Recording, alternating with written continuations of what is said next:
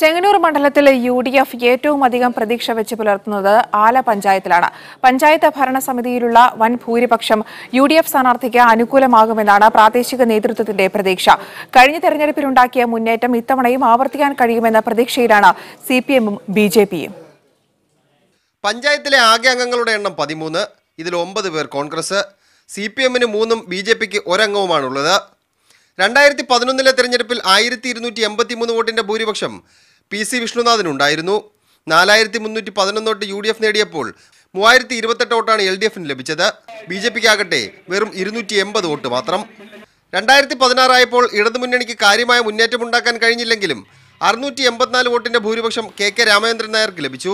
KKR 3240 vote നേടിയപ്പോൾ PC വിഷ്ണുനാഥിന് 2736 vote മാത്രമാണ് ലഭിച്ചത്. എന്നാൽ BJP വൻ മുന്നേറ്റമാണ് നടത്തിയത്. 2011 280 വോട്ട് മാത്രമായിരുന്നത് കഴിഞ്ഞ തെരഞ്ഞെടുപ്പിൽ 2229 വോട്ടായി വർദ്ധിപ്പിച്ചു. പഞ്ചായത്തിലെ കോൺഗ്രസ് ഭരണസമിതി നടത്തുന്ന വികസന നേട്ടങ്ങൾ UDF സ്ഥാനാർത്ഥിക്ക് ഗുണം ചെയ്യുമെന്നാണ് പ്രാദേശിക നേതാക്കളുടെ പ്രതീക്ഷ. അതായത് 90% മേൽ പദ്ധതി ചെലവാക്കിയ പഞ്ചായത്തുകൾക്കെല്ലാം അദ്ദേഹം ഒരു സർട്ടിഫിക്കറ്റ് കൊടുത്തിരുന്നു. ഇവിടെ ഇരിപ്പുണ്ട്. 90%, 94% പദ്ധതികൾ നടപ്പാക്കിയ ഒരു പഞ്ചായത്തായിരുന്നു. എന്നാൽ ഇതിന് മറുവാദമാണ് CPM ഉന്നയിക്കുന്നത്. ഈ പഞ്ചായത്തിലെ വികസന കാര്യങ്ങൾ ചർച്ച ചെയ്യുകയാണെങ്കിൽ CPM-ന് ഗുണം ചെയ്യും.